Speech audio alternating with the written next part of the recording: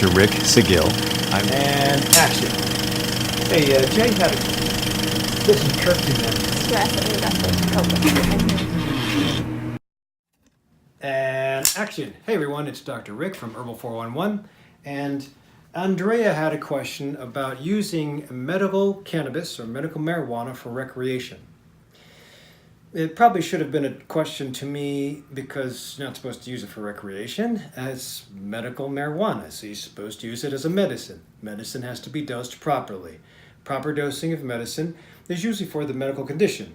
So if it's insomnia or post-traumatic stress disorder related to insomnia, then we only use it at night. If it's for autoimmune disease, we use it during the day, sometimes at night. If it's for fibromyalgia, we use it for day and night. And topically too, and for flare-up, and for exercise. So it really depends. If it's for cancer, totally different. So the objective is, what are you using it for? So if this is the first time you're finding me, don't forget to hit the subscribe button down below and the alert button to find out when I do new videos. So for recreation, now street is illegal.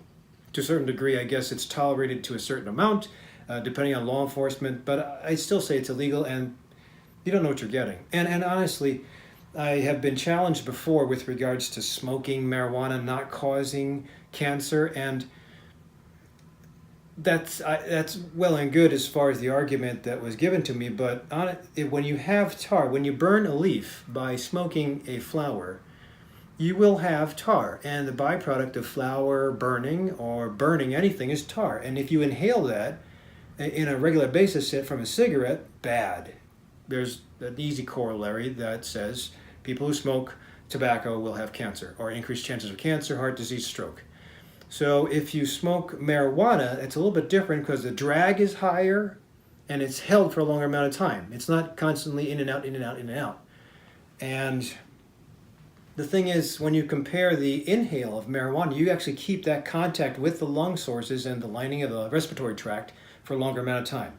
There hasn't been a direct correlation to or a prospective analysis on people that use medical that smoke marijuana, smoke the flower, and cancer rates. But again, if you go to a dispensary in Illinois anyway, they have so many variables. They have flower, that's the cheapest. They have oil that you vape, that's a little bit more expensive. Then they have oils that you use, RSO oils that you put under the tongue. They have syrups you put under the tongue.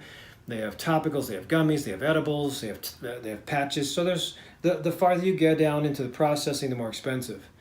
But I really would say anybody with lung disease, bronchospasm, asthma every once in a while, allergies, you probably should stay away from the inhaled part, because I think the oral approach with RSO oils or syrups, my favorite, would be just as good. Now they're a little more refined, so a little more expensive, but you avoid that inhalation issue. So if you're going to use medical marijuana for recreation, that means you must have a reason to have fun. And if it's for the weekend, okay, for relaxation or to take care of your disease process on the weekend, fine, I don't want you to flare up.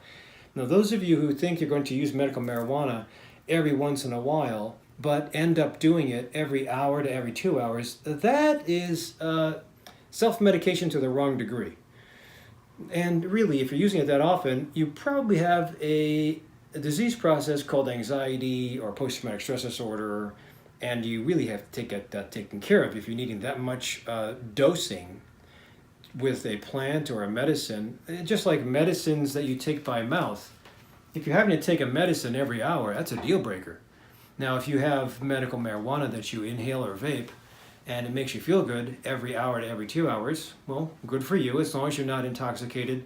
And that means dizzy, having problems with forgetfulness, or fatigued. If you're having those three symptoms, then your THC is probably too strong. And that's where the beauty comes in. If you're going to be using it that often for whatever disease process, say it's anxiety, and say you don't want to see a counselor, which I don't recommend. I think you should see a counselor.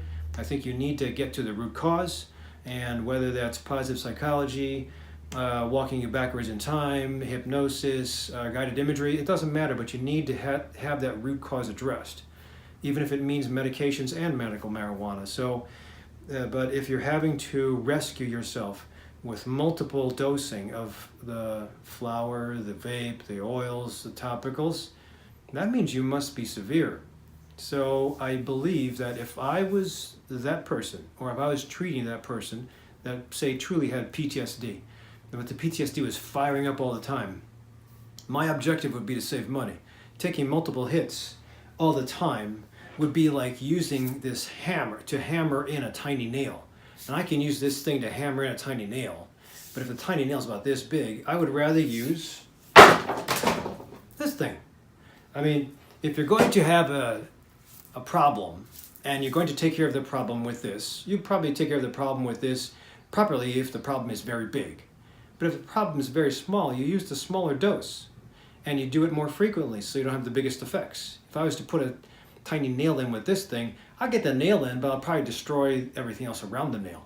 If I have a small nail and I use this, I'll get it in, won't mar the wood, and it will be good. So that's where the microdosing comes in handy.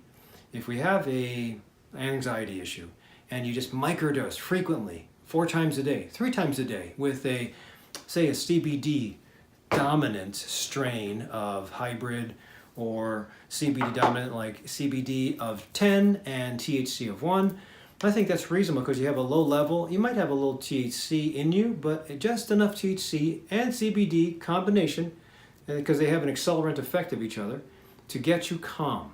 And then you use your heavy hits probably twice a day before you leave or before you start your work. Hopefully you don't do this when you're driving, and then after you're done your work. So if you have that low level of medicine in you, not causing forgetfulness, dizziness, or fatigue, then that low level is perfect, and it can keep you productive and it calms down your mood.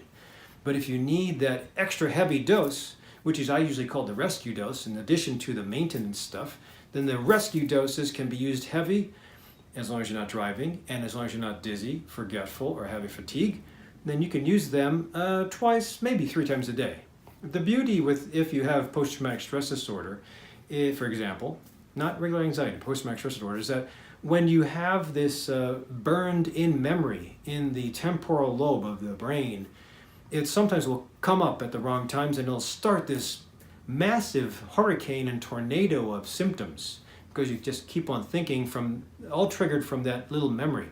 Well, enough cannabis, whether it's THC or CBD, usually it's THC, will have you calm down and turn off or desensitize the temporal lobe and still have you problem solving, not interrupt the higher functions of the frontal lobe, and you can get by without that trigger coming up in your mind again, whether it's a car accident, an abusive spouse, a war, a crime, or an incident during the war. It always gets calmed down, and then you can go on thinking properly in a proper pace versus the monkey mind that just turns on, accelerates every little thing. So that's how it's used for PTSD. If you just have anxiety, but you're a little more anxious than the average person, doing it every once in a while, you're just massively hitting, especially if you're smoking the flower and all you have is either indica or sativa, and you can't control the dosing of the THC or CBD, which really nowadays it's microdosing. All you're doing is hitting this hammer down on your tiny nail often and often and often. You're going to have an overdose sooner or later, or you're going to have a problem. You can't continue that forever, and it's too expensive anyway. So that is my suggestion if you're using medical marijuana or cannabis for recreation. I wouldn't use it for recreation if you are using it, and that's just recreation under the guise of saying that you probably have anxiety. So if you're using it for that, please seek out help from a counselor, a psychologist, or at least your doctor, and try to be diligent with your regular dosing and your heavy hit rescues every once in a while only. You'll save money and hopefully not keep you too fogged up with dizziness, forgetfulness, or fatigue throughout the day. So hopefully this gives you a little bit of help. Those of you who know somebody who uses medical marijuana or street marijuana for recreation, please send this link to them. Might give them a little bit of an option or two. And there's other more detailed ways to flavor this thing, but that's what I would do. It's the easiest way.